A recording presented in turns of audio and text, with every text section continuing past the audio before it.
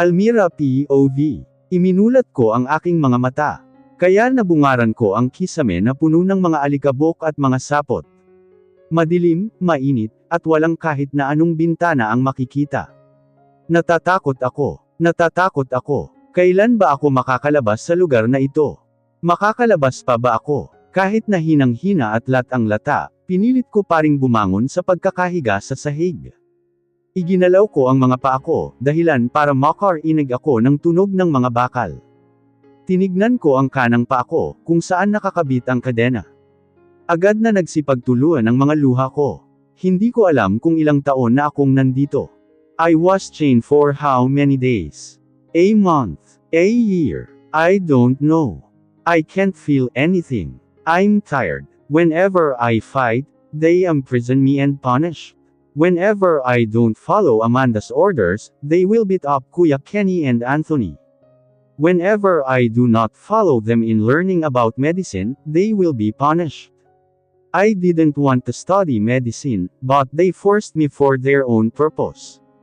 I can't do anything but to obey Amanda's orders and wants. Napabuga ako ng hininga, bago panasan ang mga luha sa mukha, at lumabas sa kotse. Dumiretso ako ng pasok sa malaking bahay. Pagkarating sa loob kaagad akong sinalubong ni Dylan. Isa siya sa matagal ng kasapi ni Amanda, pero sa tingin ko ay mabait naman siya. Nasaan sila Kuya Kenny? May pag-alinlangan siya sa mukha, bago napabuntong hininga. They beat up again. What? Bakit? Utos ni Amanda, ininas mo na naman ata. Napatiimbagang ako. Mabilis akong pumasok sa kwarto, kung saan nakakulong ang dalawa. Unang nabungaran ko si Kuya Kenny na nakatali sa upuan. Nakalaylay ang ulo nito, senyales na tulog siya. Nilukob ng awa ang puso ko. Marami itong sugat sa mukha, ganun din sa katawan. I closed the door before I kneeled in front of him. Marahan kong hinawakan ang pisngi niya. Nanginginig ang kamay ko na nilapat sa mukha niya. Napahikbi ako, at napahagulgol ng iyak. Napakapit ang isa kong kamay sa upuan ng mahigpit. I'm sorry Kuya. Hanggang ngayon wala pa rin akong magawa, para makatakas kayo. The deal was over. Ang gusto na ngayon ni Amanda, ay makakuha ng malaking pera kay Ronan, pagkatapos ay isasama niya na tayo paalis ng bansa. Wala na siyang balak na patakasan tayo. I'm sorry napakahina ko bunso. His head slowly lifted up before he smiled at me. Nandito ka na, bakit ka umiiyak? Kaagad akong nag-alala sa kanya nang dumaing siya sa sakit. Ngunit bahagya siyang ngumiti para sabihin na ayos lang siya. Di ba sabi ko sa'yo, huwag kang umiyak. Huwag mong ipakita na mahina ka. Umiling ako sa kanya. Napapagod na ako kuya. Huwag. Kayanin mo bunso, para sa pamilya mo, para sa pamilya na itinuring natin na atin na. Kuya, si Shaito kinuha din nila. Sa namimikit na mata ni kuya, nagawa niya paring mapalaki ito sa pagkagulat. Mga walang puso talaga sila. Kuya, napatingin kami sa pinto, nang marahas itong bumukas, at itinulak ng armadong lalaki ang bogbog sarado na si Anthony. Ngayon ko lamang napansin na wala pala siya dito. Ngayon magtatanda ka na. Napasulyap pa sa akin ang armadong lalaki, bago isara ng malakas ang pinto. Anthony, mabilis ko siyang inalalayan ng tayo, bago akayin pahigas sa kama. Tinanggal ko na rin ang mga taling nasa kamay ni Kuya Kenny. Sunod-sunod ang ubong pinakawalan ni Anthony. Si Anthony ay isang polis at kaibigan ni Ronan. Magaling siyang programmer, hacker, kaya kinuha din siya ni Amanda. Siya ang may kagagawan, kung bakit walang naiiwan na ebidensya sa mga transaksyon nila Amanda. Pagbura o pagtampered ng mga CCTV. Ayaw man sumunod ni Anthony, pero wala siyang magagawa. Si Anthony rin ang gumawa ng panibagong profile ko sa lipunan. Umuubong na paupo si Anthony, nagtatakang napangiti pa siya sa akin, kung bakit nandito ako. Sinong hindi? Isang taon ata akong hindi nakapunta dito. Anong ginagawa mo dito? Imbis na sagutin siya, iba ang isinagot ko. Ang buwisit na si Amanda, kinuha si Shaito, kinuha niya ang anak ko. Umubo ulit siya bago nagsalita, sundin mo ang gusto ni Amanda. Kahit ayoko wala akong magagawa, ayokong mapahamak ang anak ko. Nakahanap na ako ng paraan, kung paano tayo makakatakas dito, kung paano mahuhuli ng mga polis si Amanda. Pero sana lang ay mapansin ni Ivan ang CCTV na tinampered ko sa bahay ni Arnold. Sana lang ay mabasa niya ang minsaheng kalakip ng mga scene na pinagtagpi-tagpi ko doon. Sana'y makaabot kay Ronan ang pahiwatig ko. Kung hindi man makarating sa kanya, ako mismo ang magsasabi. Umiling si Anthony, alam mong hindi pwede Almira. Alam mong may micro-recorder na nakatanim sa iyo. Napatahimik ako. Totoo ang sinasabi ni Anthony. Nalalaman nila ang mga ginagawa ko, dahil may itinanam sa balikat ko ang isa pang doktor na kasanib nila Amanda. Isang micro-sound recorder, kung saan lahat ng conversation na nagagawa ko, kasama ang mga nakakasama ko ay maririnig nila. Pinilit nila si Anthony na makagawa ng ganitong devices. Pero may hindi alam sila Amanda dito. Kayang i-shutdown o mag-burn ni Anthony sa devices na ito, anumang oras na gustuhin niya. Kinuha ko ang cellphone ko, at ibinigay kay Anthony. Mabilis niya itong kinuha at binura ang mga pinag-usapan namin, pati na rin ang pag-uusap namin ni Kuya Kenny. Tumango ako sa kanya, at parang naintindihan niya naman, kaya itinago niya sa ilalim ng kama ang cellphone. Tinurn off niya muna ito bago siguraduhin nasa maayos na ito sa ilalim ng kama. Nagpaalam na din ako sa kanila na aalis. Sa dating bahay ako tumuloy. Dito muna ako magpapalipas. 2 araw ang lumipas bago ko gawin ang plano. Napatitig muna ako sa bahay ng mag-asawang Monterosa. Wala na rin ang mga polis, pero nandito kaya ang mag-asawa. Nakokonsensya ako sa mga ginagawa ko at gagawin pa lang, pero wala akong magawa kundi ang sundin sila. Napabuntong hininga muna ako bago pumasok sa loob. Bumungad sa akin si Yaya Celia. Napakagat pa ako ng labi, nang makita niya ako at manlaki ang mga mata niya. Lady, bahagya akong lumapit sa kanya. Okay naman ba ang pakiramdam mo? Ngumiti siya sa akin nang makabawi sa pagkabigla. Opo. Sorry pala sa nagawa ko nung isang araw. Nako, wala na po yun, naiintindihan ko po. Akala ko po hindi na kayo babalik dito, mabuti naman po at bumalik kayo. Bahagya akong ngumiti sa kanya. Nandyan ba sina Mr. and Mrs. Monterosa? Umiling siya sa akin. Si Ronan.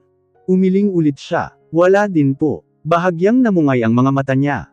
Patuloy po silang naghahanap kay Shato. Tumango ako sa kanya, bago lumunok sa nanunuyo kong lalamunan, pwede po ba akong umakyat sa itaas? May nakalimutan po kasi ako. Sige lang po, always po kayong welcome dito. Tumango ako sa kanya, bago naglakad papunta sa hagdan. Nakokonsensya ako, pero wala akong magawa para itama ang mga mali ko. Maitatama ko pa kaya. Imbis na sa kwarto ako ni Shato pumunta, sa kwarto ako ni Ronan. Alam ko na nandito sa kwarto ang mga pera niya at tseke. May vault din siya, alam ko dahil ako ang asawa niya. Nang makapasok ako, kaagad na pinuntahan ko ang vault niya. Inikat ko ang maliit na bilog sa gitna para sa password. 012517. Ang araw ng unang pagkikita namin, ang siya ring ginawa niyang password. Napangiti ako nang magbukas ito, pero agad ding napawi nang may magsalita sa likuran ko. Nanigas ako sa malamig, naiirita, at barito niyang boses. Para akong pusa na nahuling nagnakaw ng ulam sa lamesa. Tuluyan akong naestatwa, at hindi makaharap sa kanya. What are you doing here? Nagtataghis ang mga bagang na sambit niya. Bakas rin sa boses niya ang pagkariin nito at pagkairita.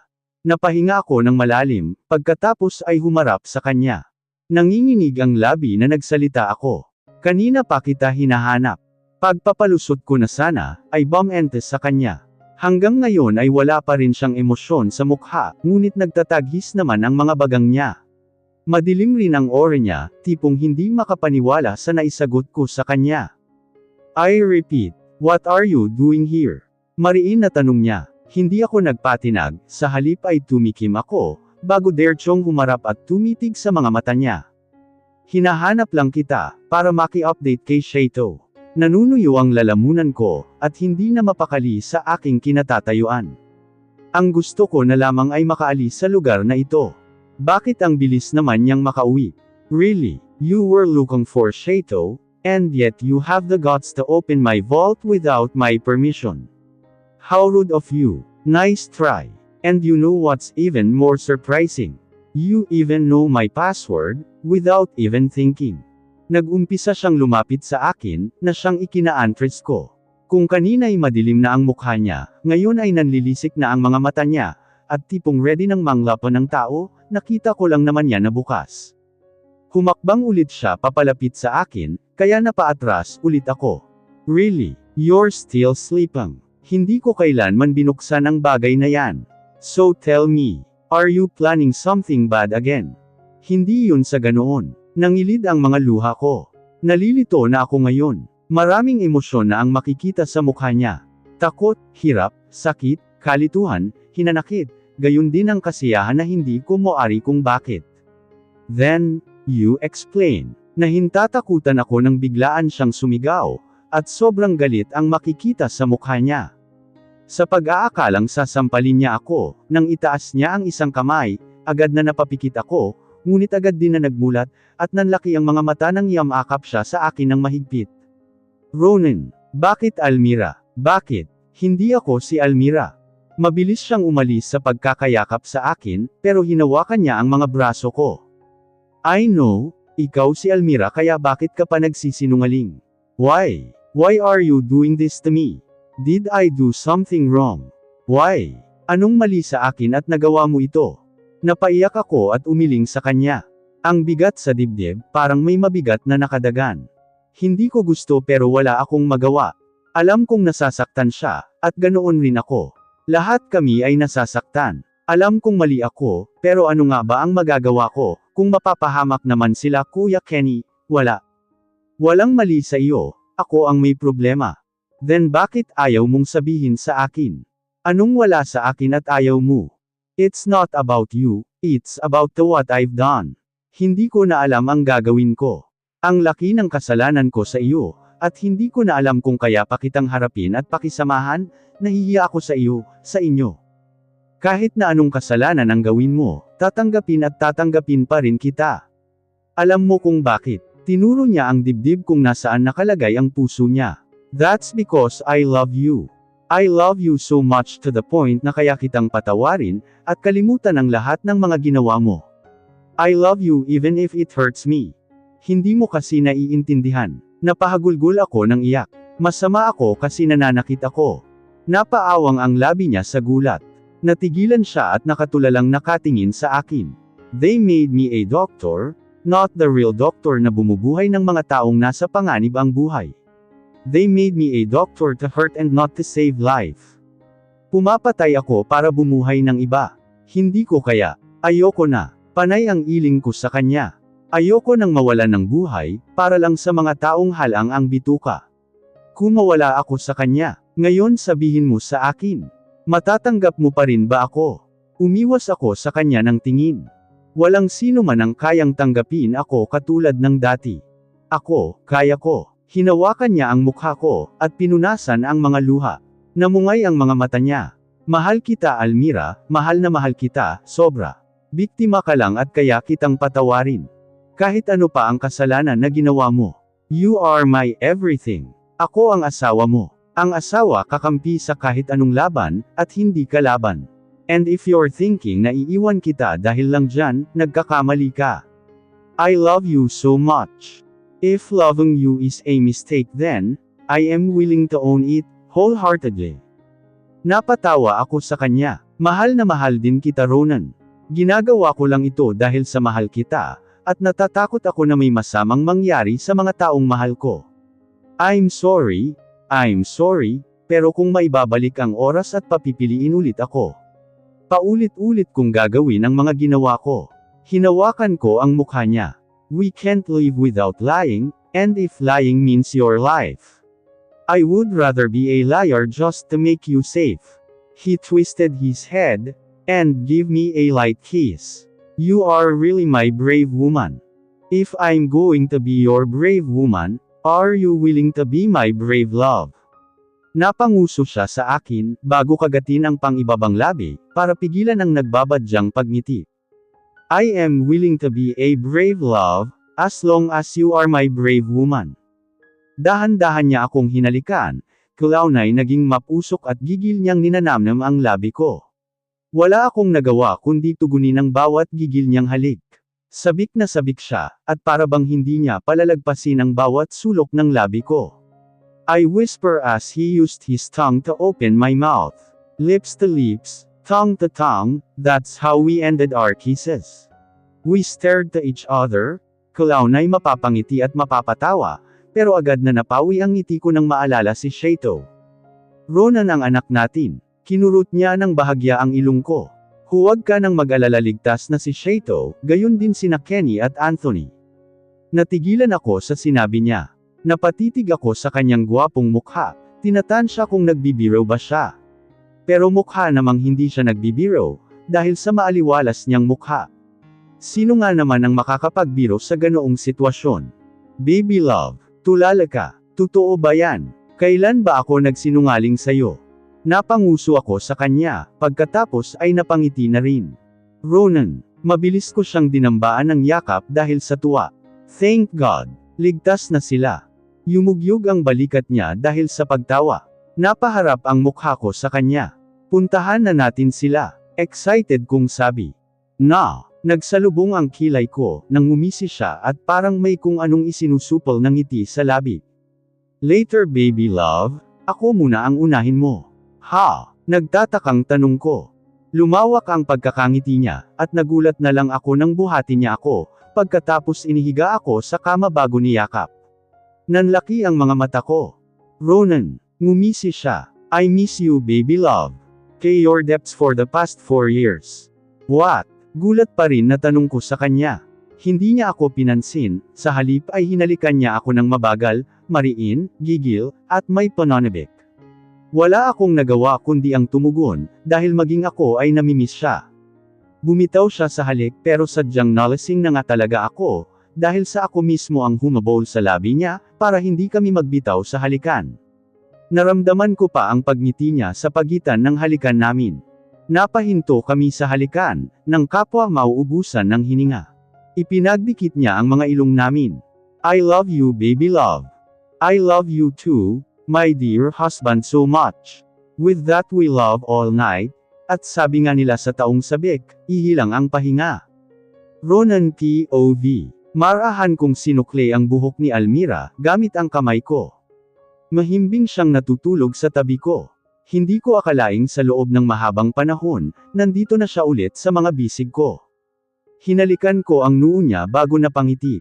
Naalala ko pa kung paano ko nalaman na siya nga ang Almira ko.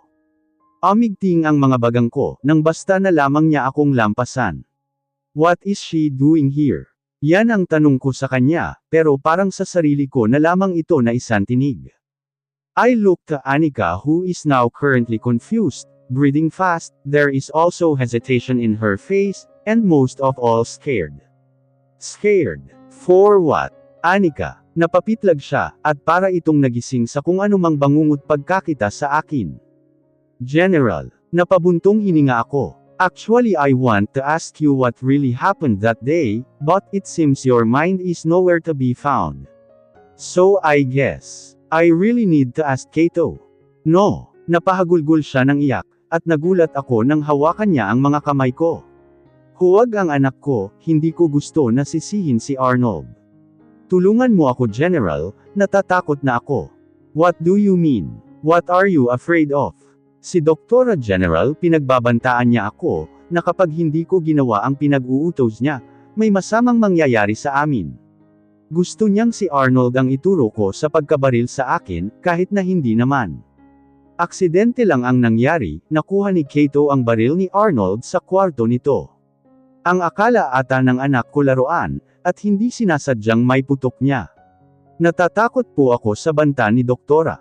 Nagdilim ang paningin ko. Napakuyom ako ng mga kamao, bago walang emosyon na nagsalita. Who's doctor? May hinala na ako, pero ayokong isipin na siya nga. Napaatras si Anika, at napabitaw sa akin, si Doktora Hazel po. Napatiimbagang ako sa kanya, bago ipaalam na tutulungan ko siya, at sinabi ko na lang sa kanya na walang makakaalam ng pinag-usapan namin. Kumontak ako sa isang private investigator na kilala ko, para may taong sumubaybay sa bawat galaw ng babaeng iyon. That day, sa amin tumuloy ang babaeng yun, dahil na rin sa kagustuhan ng anak ko. I don't like the decision and what Shato is doing, but every time I see him happy, because he thinks he's with his mother. I can't help but be happy. At the same time I'm also afraid that my son's happiness will turn into sadness. Sabi ko sa sarili ko, hindi ko mapapatawad ang babaeng ito sa pangloloko niya sa amin. Like what is she doing? Bakit niya kami kinakalaban? Traidor siya. Pero parang kinain ko ang mga sinabi ko ng araw din na iyon, dahil nalaman ko ang isang bagay tungkol sa kanya. Hi, this is Ronan Levy Monterosa, the Police General. Can I ask for another autopsy test to my dead wife body? Natahimik ang nasa kabilang linya, bago nagsalita ulit. Hi General, I already checked the documents, and I found out we already have a result for that. We also gave it to your father Mateo Monterosa, 30 minutes ago. What? Did he do that? Yes General, he requested that 3 hours ago. Okay, thank you. Pinatay ko ang tawag, saka napakunot ng noo. Bakit ginawa ni Daddy iyon? As if on cue, pumasok si Daddy sa kwarto ko. Napatayo ako sa gulat. Dad, bumaba ang tingin ko sa hawak niyang dokumento. Son, I think you need to know about this. Nagsalubong ang kilay ko, at kinuha ang dokumento na ibinibigay niya sa akin. Mabilis ko itong binuksan, pero kinain ako ng kaba, nang makita ang unang letra na bumungad sa akin. Autopsy result. Hindi ako nakapagsalita, nang bumaba ang paningin ko sa pinakaibabang papel. Negative. It was negative. Napaawang ang labi ko, at hindi ko alam ang mga sasabihin ko. Nanigas ako sa kinatatayuan. Pinaulit-ulit ko pa ang tingin sa pinakataas na sulat, bago sa ibaba, pero kahit na anong titig ko, ay hindi pa rin nagbabago ang nakasulat na ito ay negative. Son, look at another page. Mabilis kong sinunod si Daddy, para lang mabitawan ko ang hawak na mga dokumento. Nanginginig ang mga kamay ko. Napatulala ako kahit na tinapik na ni Daddy ang balikat ko. By now, alam ko na alam mo na ang nasa isip ko. Do something about this, son. Find out what's really happened behind this. Iyan ang huling sinabi ni Daddy, bago siya umalis sa kwarto ko. Nanghihinang napaupo ako sa kama. Napasabunot ng buhok, bago mapatingin ulit sa mga papel na nasa sahig. Napakuyom ako ng mga kamao. Halo-halong emosyon ang nararamdaman ko, galit, kaguluhan, panghihinayang, takot, at higit sa lahat kasiyahan. Napatulo ang luha ko at napapangiti. Buhay ang Almira ko, buhay talaga ang Almira ko. Almira POV. DNA positive. Result, 100% match. My baby love, kailangan kong malaman kung bakit mo ito ginagawa sa akin, sa amin ni Shato. Madaling araw nang makausap ko ang private investigator sa cellphone. Alam kong nasa labas siya ng bahay at nag-aabang, pero sinabi ko magpahinga na muna siya, at bukas na lang magsimula. Pero hindi ko inaasahang makikita ko si Almira sa kusina, which is pabor sa akin, dahil kanina ko pa siya gustong makita. Kulang na lang ay pasukin ko siya sa kwarto ni Shato. Mabilis akong nakagawa ng plano. Isa na dito ang pagkakaroon ng deal sa kanya. Hesitation, iyan ang nasa mukha niya, pero wala siyang magagawa. Ang gusto ko ay makasama siya, at ganoon rin sa anak ko. Gusto kong bumawi siya sa amin sa 4 na taon, na pagkawala niya. May hinuha ako na baka nawalan siya ng alaala, iyon ang samasagi sa isip ko, pero wala akong pakialam. Akin siya at patuloy ko siyang aangkinin. We better seal this deal. I said. Napalunok siya. Sealed. How? Nagtataka niyang tanong. This is how we supposed to seal that deal. With that I kissed her aggressively. It's so good to be hugged and kissed her. I found my home now. I can actually breathe properly even though this chapter of confusion are still not yet done.